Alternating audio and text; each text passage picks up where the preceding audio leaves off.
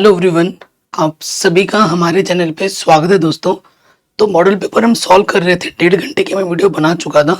कुछ long question बचे हुए थे जो कि 8 नंबर में हर साल पूछे जाते हैं और ये मोस्ट इंपॉर्टेंट क्वेश्चन है। पार्ट 1 अगर आपने नहीं देखी है तो प्लीज़ देख लीजिएगा, जिसके मैं लिंक्स डाल दूंगा डिस्क्रिप्शन पे। और मैंने पूरी एनसीईआरटी बना रखी है, चैप्टर वाइज इंपॉर्टेंट क्वेश्चन भी करा दिए, ऑब्जेक्टिव सब्जेक्टिव सब पढ़ा दिया, लिंक्स मिलेगी डिस्क्रिप्शन पे। यार लाइक करने में कंजूसी मत करो, लाइक कर दिया करो प्लीज़। चलिए वीडियो को स्टार्ट करते हैं। बहुत ही ज़्यादा इंपॉर्टेंट क्वेश्चन है आपके आंखों के सामने। क्या बोल रहे हैं? एक बहुमंजिल भवन के शिखर से देखने पर एक 8 मीटर ऊंचे भवन के शिखर और तल के जो अवनमन कोण है ना, वो 30 और 45 डिग्री है।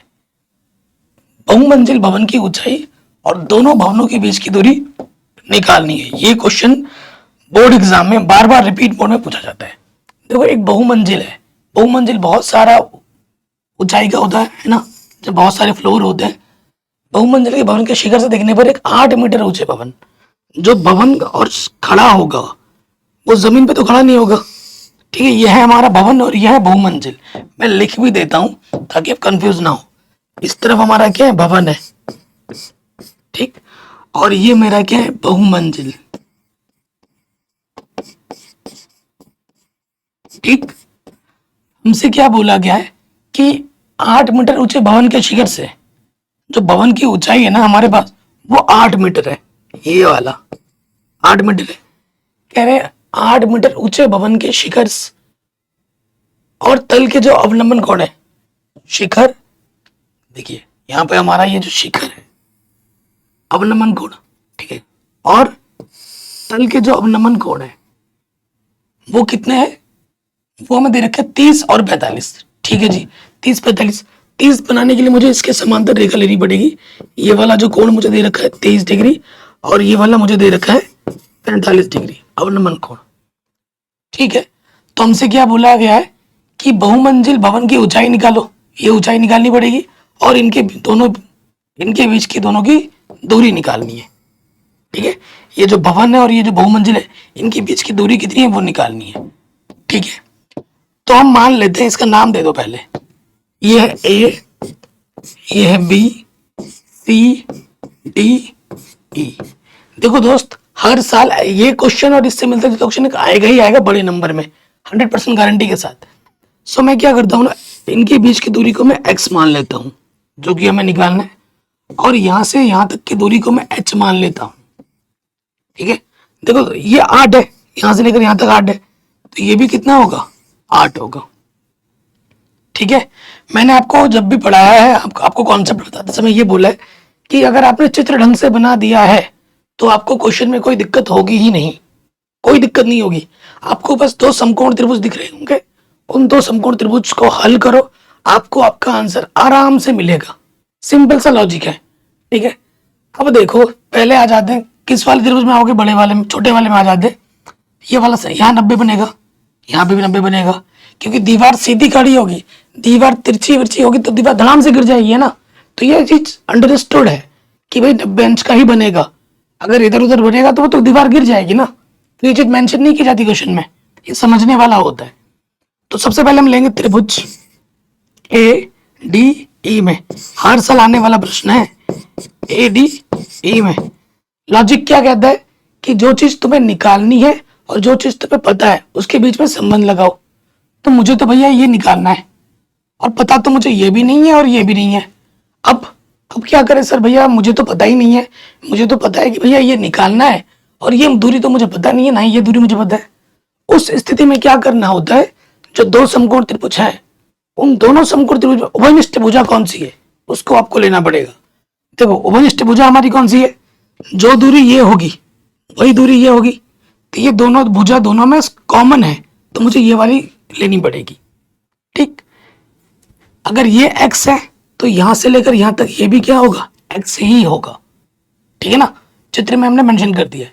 आपको AD निकालना है और आपको एक तरीके से AD पता है। ठीक है, आपको ये संबंध जरूर पता होगा, लाला आम लाया कच्चा कच्चा आम। ठीक है, फॉर्मूला क्या होता है इसका? ये होता है sine cos 10 cosec sec cot, ठीक है ना। तो देखो कोण के सामने वाली भुजा क्या होती है, लंब, और नब्बे के सामने वाली भुजा क्या होती है, कर्ण। तो ये ऑटोमेटिकली क्या हो जाएगा, आधार। तो लंब बट्टे आधार, लंब बट्टे आधार क्या होता है, टेन थीटा। और थीटा हमारे पास कितना है, 30 डिग्री। थीटा हमारे पास कितना है, 30 डिग्री। मान रखेंगे एडी का मान एच है, एडी हमारा एक्स है, और टेन 30 का मान होता है 1/√3। ठीक है, तिरछी गुणा करोगे h बराबर आ जाएगा, h बराबर आ जाएगा x/√3। इसको समीकरण मान लेते हैं, जहां जो जरूरत पड़ेगी हम इसका इस्तेमाल करेंगे। अब आ जाओ पुनः दूसरे समकोण त्रिभुज में, ई सी बी में। देखो त्रिभुज ई सी बी में आपको ये निकालना है, ठीक है। और आपको ये x दोनों में उभयनिष्ठ ही लेना पड़ेगा, ठीक है। तो ई सी बट्टे बी सी वही चीज है, कोण के सामने वाली भुजा क्या होती है, लंब, और ये क्या है, आधार। लंब बट्टे आधार टेन थीटा। थीटा कितना है, 45। मान रखो। तो देखो इसी हमारा क्या है, h + 8। यहां से लेकर यहां तक क्या है, h, और यहां से लेकर यहां तक क्या है, 8। तो h + 8, ठीक। और बट्टे में क्या है, x। 10 45 का मान 1 होता है, तिरछी गुणा कर दो, x एक कम x, h + 8 बराबर हो जाएगा x, ठीक। और हमें यहां से देखो, अगर आप गुणा करोगे तो यहां से आपको x का मान क्या मिलेगा, h√3 मिलेगा। मिलेगा कि नहीं मिलेगा, ये इधर आ जाएगा, x का मान ये मिलेगा। तो क्या है भाई, x का मान रखने पर यहां पर x का मान रख देंगे h√3, और यहाँ है h + 8, ठीक। तो क्या होगा दोस्त, प्लस का h इधर आके क्या हो जाएगा, माइनस का, और h यहाँ से क्या है, उभयनिष्ठ, यहाँ से √3 हो जाए, h एक कम h। अब ये चीज गुणे में है, इधर आके क्या हो जाएगी, बट्टे में।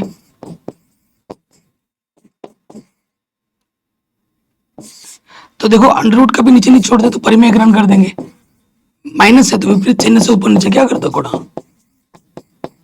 तो आप ये सूत्र जानते होंगे कि a - b गुणा a + b क्या होता है, a² - के b² होता है। तो यहां पर हम लगा देंगे नीचे हो जाएगा √3 का वर्ग -1 का वर्ग, ठीक। आगे हल करेंगे, देखो यहाँ 8 है, √3 + 1, √3 का वर्ग करने पर हट जाता है -1, यहाँ आ गया h। तो 8 √3 + 1, 3 में से 1 घटाओगे 2, 2 चुके 8, h आ गया। 4 से गुणा कर दो, 4 √3, 4 एक कम 4, ये हमें मिल गया h। लेकिन हमें h नहीं, हमें तो पूरा बहुमंजिल की ऊंचाई चाहिए। बहुमंजिल की ऊंचाई में क्या है, h में क्या जोड़ना पड़ेगा, 8 जोड़ना पड़ेगा। इसलिए बहुमंजिल की ऊंचाई वो क्या थी, h + 8। अरे h का मान रखो, h का मान है 4 √3 + 4 और +8 जोड़ देंगे, तो 4 √3, 8 × 4 12, ठीक है, इतना मीटर। ये एक आंसर आ गया। कोई दिक्कत, कोई परेशानी यहां तक? अगर आपको कहीं पे भी कोई डाउट हो, दिक्कत हो, आप वीडियो को दोबारा देखें। बहुमंजिल की ऊंचाई मिल गई, ठीक है। अब मैं बता रहा हूं, एक शॉर्ट टिप्स एंड ट्रिक्स दे रहा हूं। जब भी अवनमन या उन्नयन कोण 45 डिग्री का होता है, जितनी ऊंचाई होती है उतनी ही, मतलब जितनी लंब होगी उतनी ही आधार होगी। आपकी ये ऊंचाई, बहुमंजिल की ऊंचाई जितनी आई है 4 √3 + 12, उतना ही आपको दोनों भवनों के बीच की दूरी मिलेगी। क्यों? क्योंकि यहाँ कोण कितना है, 45 है, तो ये जो x का मान है ना, ये भी यही आएगा। ठीक है, ये भी यही आएगा। अगर आपको विश्वास नहीं होता है, मैं करके दिखा देता हूं। देखो, हमने h का मान निकाल लिया था। h का मान समीकरण 1 में रखने पर क्या है समीकरण, यह है 4√3 प्लस 4 बाहर से गुणे में √3। तो देखो 4√3 गुणा √3 3, और ये आ गया 4√3, 4 तिया 12 प्लस 4√3 आ गया। ये जो x है वही बहुमंजिल की दूरी है, आप अपनी आंखों से देख सकते हैं। ठीक है दोस्त, आराम से बन गया। कोई भी डाउट हो, कोई भी दिक्कत हो, आप वीडियो को दोबारा देखें। और ये question most most most important है और बोर्ड एग्जाम में बार बार रिपीट मोड में पूछा जाता है। ठीक है, तो ये प्रश्न हमारा आराम से बन गया। आगे बढ़ते हैं। अगला जो प्रश्न है ये मोस्ट इंपॉर्टेंट है। इस साल के नए बुक में बोलेंगे बच्चे कि ये नहीं है, भाई ये इंपॉर्टेंट है, मैं लिख के दे सकता हूँ, ये क्वेश्चन आएगा इस साल भी। और ये क्वेश्चन भी मैंने जितने क्वेश्चन भी लिए हैं, देखो ये क्वेश्चन मैंने खुद से बनाया है, छाट छाट के किताबों से, तो ये आएगा, जरूर आएगा, मोस्ट इंपॉर्टेंट है। तो क्वेश्चन आपसे क्या बोल रहा है,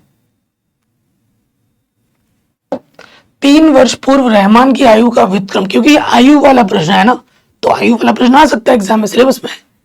3 वर्ष पूर्व रहमान की आयु का व्युत्क्रम और अब से 5 वर्ष पश्चात आयु के व्युत्क्रम का जो योग है ना, वो 1/3 है। उसकी वर्तमान आयु बतानी है कि कितनी होगी।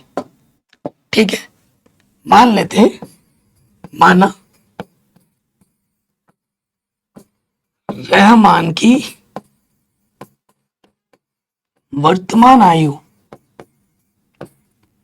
माना रहमान की वर्तमान आयु वो अभी कितनी है, x वर्ष है। ठीक है, अभी कितनी है, x वर्ष है। तो देखो 3 वर्ष पूर्व, 3 वर्ष पूर्व रहमान की आयु, पूर्व में क्या होता है, घटता है। अभी मेरी आयु 10 साल है, 3 साल पहले कितनी होगी, 7, घटा देंगे। तो अभी उसकी x से तो 3 साल पहले 3 घटा देंगे। ठीक है, फिर 5 वर्ष बाद, 5 वर्ष पश्चात या बाद, जो लिखना चाहो, बाद रहमान की आयु क्या हो जाएगी, अभी जितनी है 5, उसमें क्या कर दोगे, जोड़ दोगे, पश्चात में जुड़ता है। ठीक है, फिर आ जाओ प्रश्नानुसार।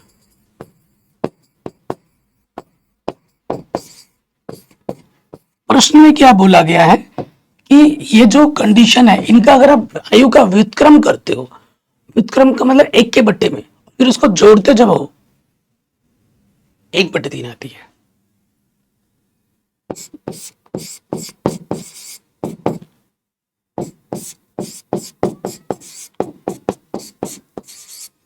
ठीक, लो शब्बा ले लो,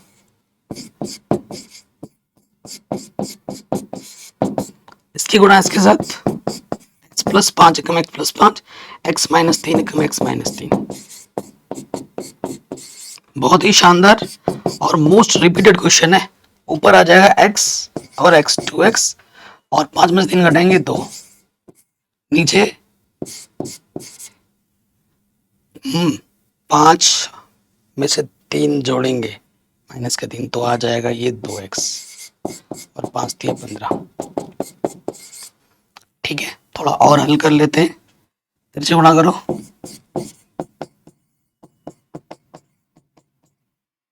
3 दूनी 6x, 3 दूनी 6। अब देखिए क्या है, जो प्लस का इधर के माइनस का हो जाएगा, प्लस का 6x इधर के माइनस, प्लस का 6 इधर के माइनस, 0, एक्स स्क्वायर, 6x में से 2x घटाएंगे, माइनस के 4x, 15 और 6 21। ये हमें हमारा द्विघात समीकरण मिल गया। अब ये सब आपके सिलेबस में है कि नहीं है, बिल्कुल है, तो ये एग्जाम में जरूर आएगा और बड़े नंबर में आएगा, और बार बार पूछा गया इस क्वेश्चन को एग्जाम में। अब देखो क्या करते हैं, गुणनखंड विधि लगाएंगे, इसका गुणज कुछ नहीं है तो 1 है, इसकी गुणा इसके साथ, ऐसी 2 संख्या लो, इसको गुणा करें तो 21 है, और घटाने पे 4 आए, तो 7 3 21, 7 में से 3 को घटाओगे 4 आ जाएगा। माइनस है तो ब्रैकेट लगा के रखो।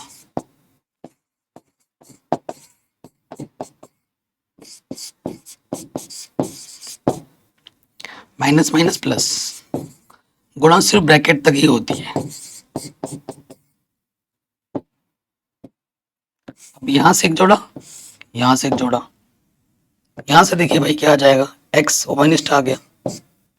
एक्स स्क्वायर से एक्स बाहर निकालेंगे तो एक्स बचेगा, ये एक्स बाहर आ गया 7 बचेगा। प्लस का चिन्ह है, प्लस चिन्ह लगा दो। ठीक है, 3 का भागा दोनों में जाएगा, 3 बाहर आ गया। हाँ, 3 7 21। तो ये चीज और ये चीज 2 बार है, उसे हम 1 बार लिखेंगे। और जो हमने ओवनिस्ट निकाला है चिन्ह के साथ, उसे दूसरे वाले ब्रैकेट पे लिखेंगे। यदि x प्लस 3 बराबर 0, तो प्लस का 3 इधर के क्या हो जाएगा, माइनस का 3, जो कि अमान्य है। क्योंकि आयु, मेरी आयु मैं बोलूं -5 वर्ष है, तो होता है क्या, नहीं, आयु कभी माइनस पे नहीं होती। अब इसको लेंगे, यदि x माइनस 7 बराबर 0, तो माइनस के साथ इधर के क्या हो जाएगा, प्लस के साथ। तो ये हमें हमारा उत्तर मिल जाएगा। तो जो रहमान की वर्तमान आयु होगी वो 7 वर्ष होगी। ठीक है दोस्त, रहमान की जो वर्तमान आयु होगी वो 7 वर्ष होगी। मोस्ट इंपॉर्टेंट क्वेश्चन था जो बोर्ड एग्जाम में बार बार पूछा गया है, और ये सारे क्वेश्चन 5 नंबर 8 नंबर के दृष्टिकोण से इंपॉर्टेंट है, और ये बार बार पूछे जाते हैं, बार बार। जितने करा रहा हूं ना अभी, देखना इसमें से क्या पता सारे ही आ जाए, या फिर 2 3 तो आएंगे ही आएंगे। ये मैं दावे के साथ बोलता हूं हर साल। अब जैसे ये क्वेश्चन है, ठीक है, ये हर साल आता है, हर साल कह रहे हैं समीकरण आपको दे रखा है, ठीक है, एक्स का मान 3 नहीं लेना है और माइनस का 3/2 नहीं लेना है। ये रिस्ट्रिक्शन क्या बोलती है हमें पता है, ये रिस्ट्रिक्शन हमें ये बोलती है, अगर इस एक्स का मान या तुम 3 रखोगे या माइनस का 3/2 रखोगे, तो उस पर ये परिभाषित नहीं होगा फलन, इसीलिए ये मेंशन किया जाता है। आपको मूलों की प्रकृति बतानी है, फिर उसको ज्ञात करना है और उसको हल भी करना है। ठीक है, शानदार क्वेश्चन है। तो पहले जो दिया हुआ है उसको हम लिख लेते हैं, पहले सरल करते हैं। क्या दिया है, 2x बट्टे में x माइनस 3,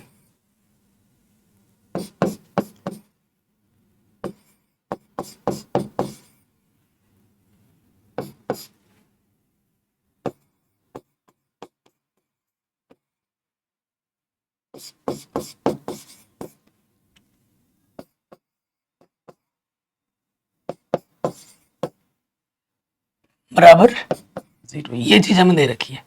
अब हम निकाल लेंगे इसका लॉसअप। ये चीज यहाँ है, यहाँ पर भी ये चीज यहाँ, यहाँ पे, तो लॉसअप आ जाएगा x माइनस 3 और 2x प्लस 3।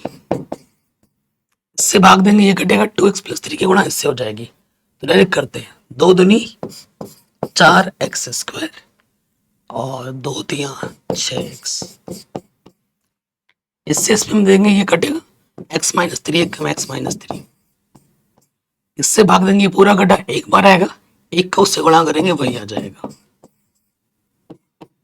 0 के बट्टे में कुछ नहीं, तो एक तिरछे गुणा करेंगे, है ना, इसकी गुणा इसके साथ और इसकी गुणा इसके साथ।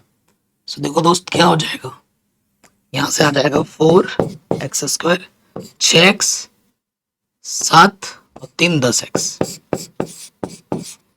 और कोई अंक है, 3 10, 9 में से 3 घटाएंगे 6, और ये बट्टे का 0 के साथ गुणा करोगे 0 हो जाएगा। 2 से भाग दे दो दोनों तरफ, 2 दूनी 2 पंजे 10, 2 तिया 0/2 0। तो ये द्विघात समीकरण आपको मिल गया। हमें इसकी प्रकृति बतानी है। प्रकृति बताने के लिए हमें क्या निकालना पड़ता है, व्यक्तिगत। देखो दोस्त, ए के स्थान पर एक्स स्क्वायर का गुणज 2 है, बी के स्थान पर एक्स का गुणज 5 है, सी के स्थान पर एक्स का गुणज 3 है। ठीक है, हमें प्रकृति निकालनी है, तो हमें निकालना पड़ेगा व्यक्तिगत।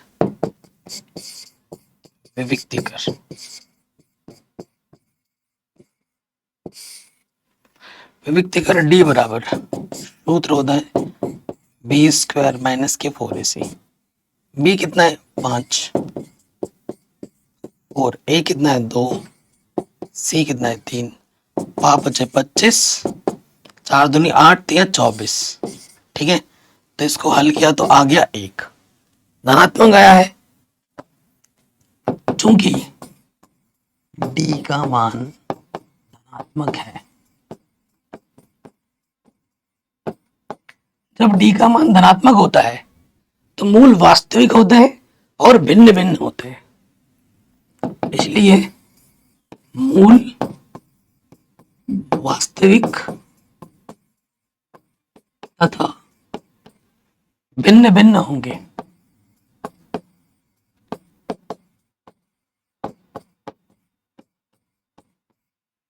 ठीक है, और आपको एक पर्सनल सजेशन ये है कि जब भी आप विविक्तिकर निकालो, जब भी आप विविक्तिकर निकालो तो उस स्थिति में आपको द्विघाती सूत्र का ही प्रयोग करना चाहिए।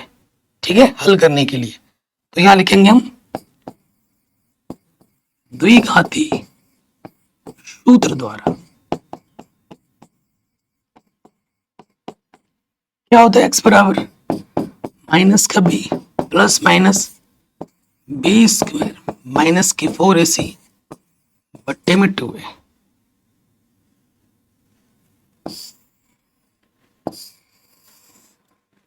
ठीक है, ये हो जाता है। अब मान रखेंगे माइनस b कितना है 5, बी स्क्वायर माइनस 4ac का मान अभी अपने निकाला था 1, और a का मान कितना है 2। हल करो, 1 का वर्गमूल 1 होता है, 2 दूनी 4। अब हमें क्या करना है, एक बार प्लस चिन्ह लेना है। प्लस चिन्ह लेने पर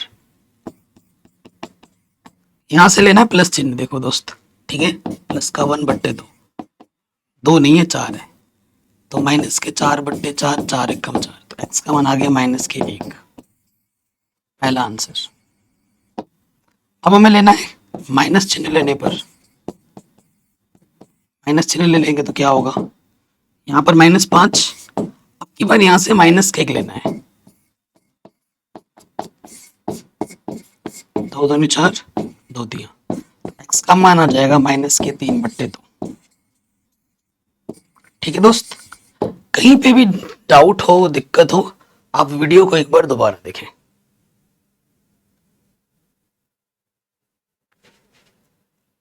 ठीक हो गया, ये प्रश्न आपका आराम से बन गया। चलिए आगे बढ़ते हैं, अगले प्रश्न पे जोर डालो।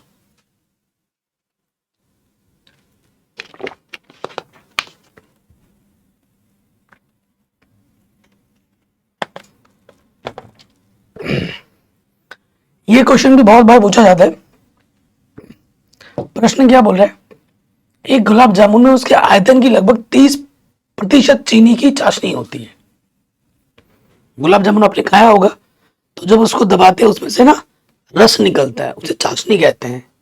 ठीक, तो हमसे क्या बोल रहे हैं, 45 गुलाब जामुन में लगभग कितनी चाशनी होगी यदि प्रत्येक गुलाब जामुन एक बेलन के आकार का है, जिसके दोनों सिरे अर्धगोलाकार है और उसकी लंबाई 5 सेंटीमीटर है और व्यास 2.8 सेंटीमीटर है। ठीक है, तो देखो मैं यहां गुलाब जामुन बनाता हूं एक।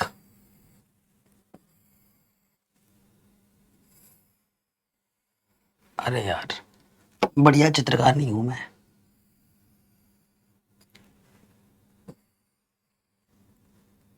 यहां से यहां तक बेलन है, ठीक, यहां से यहां तक बेलन है, और यहां से टोटल लंबाई कितनी बोली है 5 सेंटीमीटर। यहां से लेकर यहां तक की लंबाई 5 सेंटीमीटर है, और इसका व्यास कितना बोला है 2.8। यहां से लेकर यहां तक 2.8 है, तो आधा उसकी त्रिज्या कितनी होती है 1.4 होती है, तो ये भी हो जाएगी 1.4। व्यास का आधा त्रिज्या होता है, क्योंकि अध्यारोपित है, जो त्रिज्या अर्धगोले की होगी ना, वही त्रिज्या आपकी किसकी होगी, बेलन की होगी। तो यहां लिखेंगे चूंकि बेलन व अर्धगोला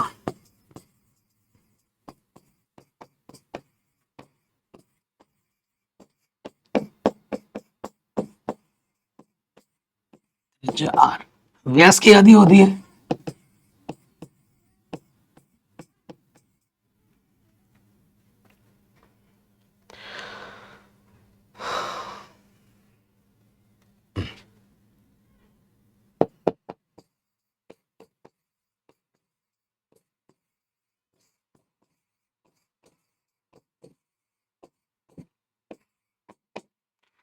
गाइस आपको पता है ना मेरी तबीयत खराब है।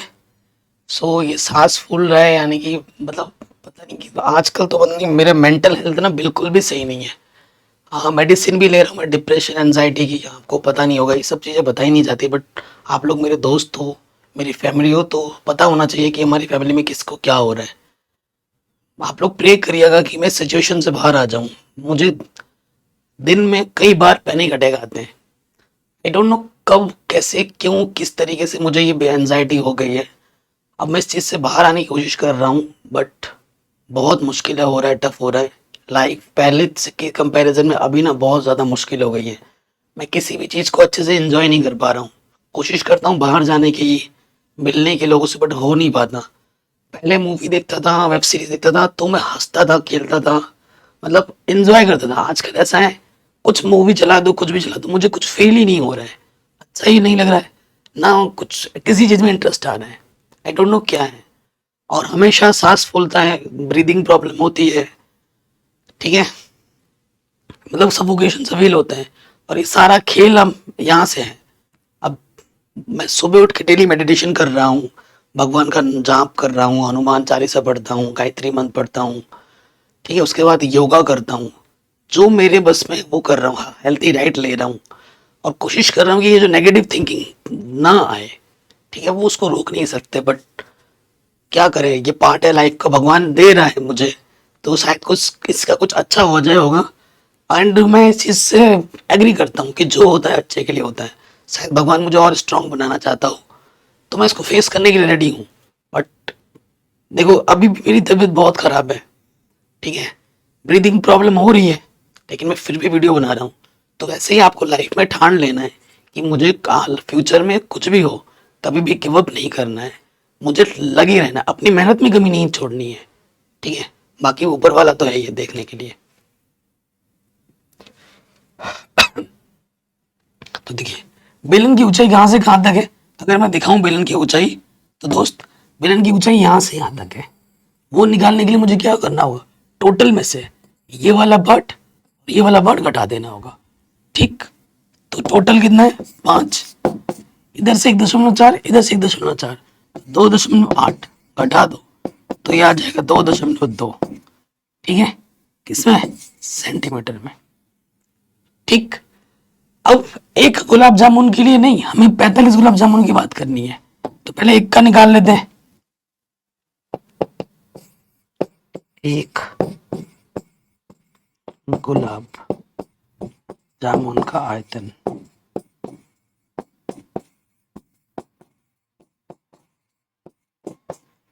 एक गुलाब जामुन का आयतन क्या होगा। देखिए इधर से एक अर्धगोला है, इधर से एक अर्धगोला है, तो ये हो जाएगा 2 अर्धगोले का आयतन,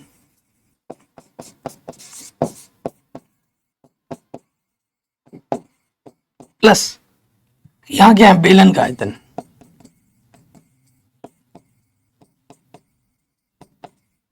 ठीक।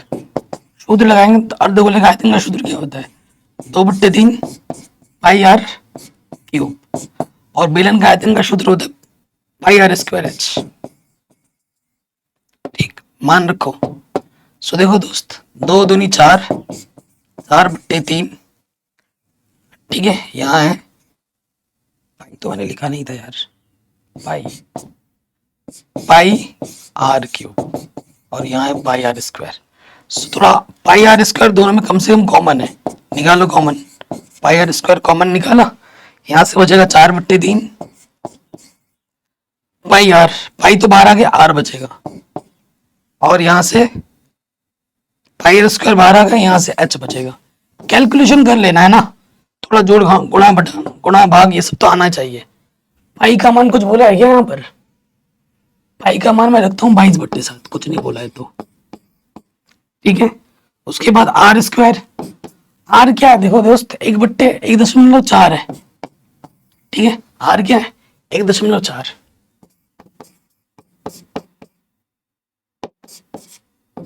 ठीक।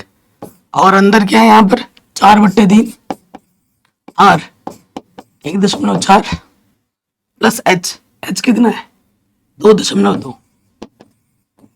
ये एक गुलाब जामुन का आयतन है, तो 7 दूनी 14, 22 दूनी 44.1 स्थान के बाद ये हो गया।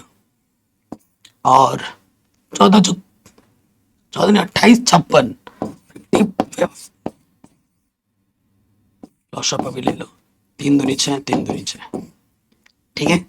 अब गुणा करो 4.4 को 1.4 से गुणा करो, 4 चौको 16 हासिल लगा 1, 4 चौको 16 और 1 17, 1 चौको 4, 1 चौको 4 6, 7 और 4 11 हासिल लगा 1, 1 सेकंड 4 चौको 16, 4 चौको 16, ठीक है।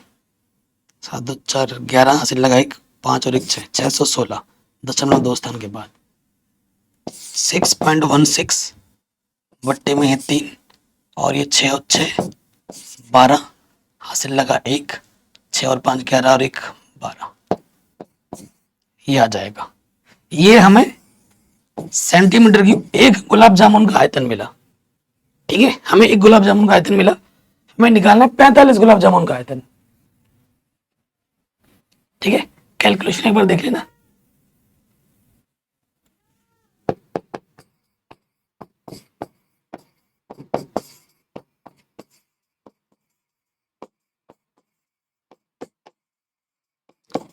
देखो एक गुलाब जामुन का आयतन इतना है, तो 45 का क्या होगा, 45 सब क्या कर दोगे, गुणा कर दोगे।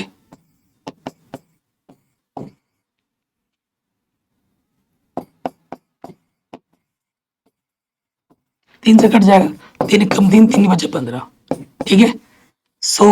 15 गुणा 6.16 गुणा 12.2, इतना सेंटीमीटर क्यूब आ जाएगा। अभी मैंने गुणा वोड़ा नहीं किया, ठीक है। ये इतना सेंटीमीटर क्या, अब इसका 30% चाशनी है। चाशनी कितनी है, 30% चाशनी है। तो चाशनी क्या हो जाएगी 30%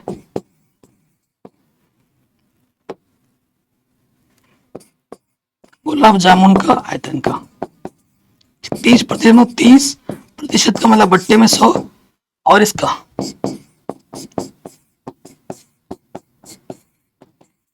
ठीक है 0 से 0 घटा तो यहाँ आ जाएगा 0.3 15 6.16 12.2। इन सब की जब गुणा करोगे जो आएगा उतना सेंटीमीटर क्यूब आपका आंसर आ जाएगा। जरा कमेंट करके बताइए कि इन सबको जब आपस में गुणा करोगे तो कितना आ रहा है।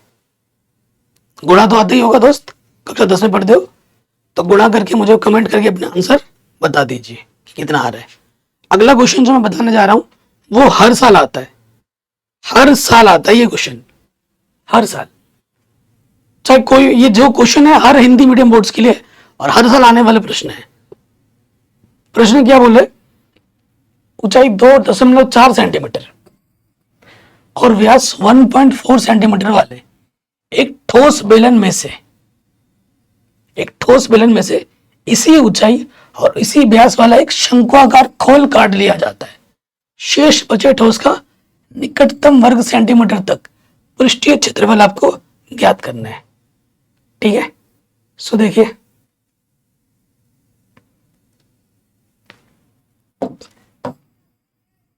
तो मैं अब चित्र बनाता हूं। क्वेश्चन पढ़ लिया हमने, चित्र बनाते हैं। कह रहे हैं ऊंचाई और व्यास ठोस बेलन में से।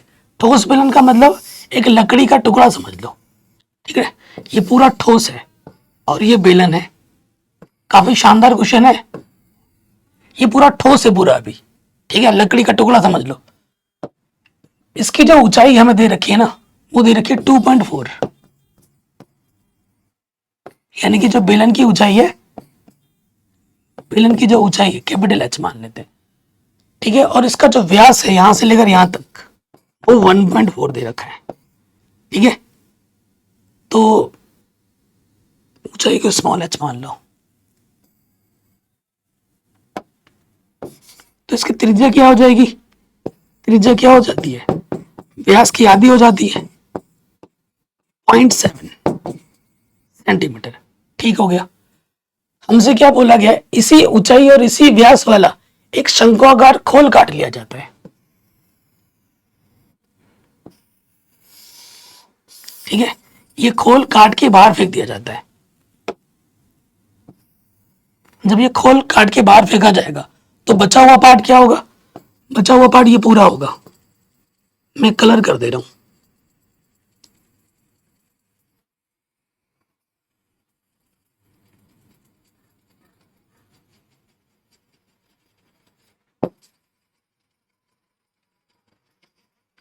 ठीक है, ये जो मैंने ब्लू ब्लू कर दिया ना, ये बचा हुआ पार्ट है। तो इसका हमें क्या निकालना, पृष्ठीय क्षेत्रफल निकालना है। अब पृष्ठ का मतलब जहां जहां तुम्हारी हाथ पहुंच सके, जहां जहां तुम पन्नी चढ़ा सको, सपोज करो, तो तुम पन्नी कहां चढ़ा सकोगे, पहले ये देख लो।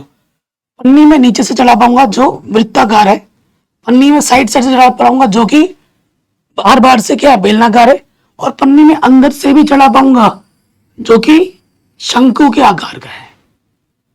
समझ रहे हो? तो पृष्ठीय क्षेत्रफल में बेलन का क्षेत्रफल, नीचे से वृत्त का क्षेत्रफल और अंदर से शंकु का क्षेत्रफल चाहिए। ठीक, अब हमारे पास क्या क्या है, हमारे पास तो चलो बेलन की ऊंचाई है, बेलन की त्रिज्या है और वृत्त की भी त्रिज्या है, लेकिन शंकु की तिर्यक ऊंचाई एल नहीं है। एल आपको निकालनी पड़ेगी। शंकु की तिर्यक ऊंचाई सूत्र में चाहिए होगा। ठीक है, जिसका सूत्र होता है एल बराबर √h² प्लस r²। h कितना है 2.4, r कितना है 0.7, 24 का वर्ग होता है 576 दशमलव 2 स्थान के बाद, 7 का वर्ग 49 दशमलव 2 स्थान के बाद, तो ये आ जाएगा 625, 6.25, जिसका वर्गमूल होगा दशमलव, इधर 2 स्थान है, इधर एक स्थान बाद आएगा, 25 होता है, दशमलव 1 स्थान बाद लगेगा, 2.5 सेंटीमीटर आएगा। ये तिर्यक ऊंचाई एल होगी ना, 2.5 सेंटीमीटर होगा। अब आ जाओ प्रश्नानुसार।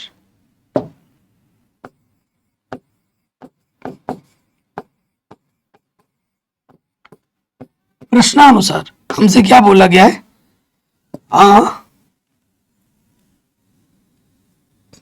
अभिष्ट पृष्ठीय क्षेत्रफल, अभिष्ट का मतलब जो जरूरी है प्रश्न में, तो वो क्या हो जाएगा, बार बार से बेलन, बेलन का क्षेत्रफल प्लस नीचे से क्या है, वृत्त है, वृत्त का क्षेत्रफल प्लस अंदर से क्या है, शंकु है। कई बच्चे सोचते हैं काट के फेंक दिया तो माइनस करना है। पृष्ठीय क्षेत्रफल में जब भी काट के बोले ना तो माइनस नहीं प्लस करना है। और आप सोचोगे सर इसको क्यों नहीं जोड़ रहे हो, भैया वो ऊपर से खुला हुआ है, कुछ है क्या ऊपर, नहीं है ना, तभी नहीं जोड़ रहे। तो ये हो जाएगा शंकु का क्षेत्रफल। सूत्र सबको याद होना चाहिए। देखो सूत्र, बेलन का क्षेत्रफल 2πrh, वृत्त का क्षेत्रफल πr², शंकु का क्षेत्रफल πrl। ठीक, कोई दिक्कत नहीं है। यहां से कम पाई आर उभयनिष्ठ है, तो सब में से पाई निकाला, यहां से 2h बचा, यार वहां आर बचा, यहां से एल बचा। पाई का मान 22/7, आर का मान 0.7, एच का मान 2.4, आर का मान 0.7, एल का मान 2.5, 7 एकम 7, 2 एकम 2 दशमलव 1 स्थान के बाद, ये आ जाएगा 24 दूनी 48 दशमलव 1 स्थान के बाद। और इसमें जोड़ोगे 7 और 5 12, लगा 1, 3.2, तो ये 3 और 8 और 2 10, हासिल लगा 1, 4 और 3 7 और 1 8। ठीक, गुणा कर दोगे 8 दूनी 16, 8 दूनी 16 और 1 17 दशमलव 1 स्थान के बाद, 17.6 सेंटीमीटर स्क्वायर। ये हमें हमारा उत्तर बड़े आराम से मिल जाएगा।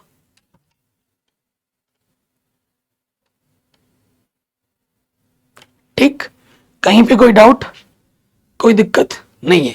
तो ये मॉडल पेपर जो मैंने खुद बनाया था मोस्ट इंपॉर्टेंट क्वेश्चन के साथ सॉल्व हो गई है। अगर आपको ऐसे मॉडल पेपर रेगुलर चाहिए तो मुझे इस वीडियो में 1000 लाइक आज के आज चाहिए दोस्तों, ठीक है? तो आप लोग जरूर कर देना और इस वीडियो को शेयर जरूर करना, अपना नाम कमेंट में लिख देना, ठीक है? और बाकी मैंने सब कुछ बता दिया है। देखो, मॉडल पेपर आप तभी कर पाओगे जब आपका बेसिक्स क्लियर हो, जब आपने एनसीईआरटी ढंग से पूरी पढ़ी हो। अगर आपका सिलेबस कंप्लीट नहीं है तो मैं नीचे लिंक्स मिल जाएगी डिस्क्रिप्शन में, नई एनसीईआरटी बुक और पुरानी एनसीईआरटी बुक दोनों मैंने करा रखी है, फ्री ऑफ कॉस्ट है, जाके आराम से देखिए, ऑनलाइन देखना लेकिन, ठीक है दोस्त? अपना ख्याल रखिए, पढ़ाई करते रहिए, रिवीजन करते रहिए। मिलते हैं आपसे नए वीडियो में। जय हिंद, अपना ख्याल रखें।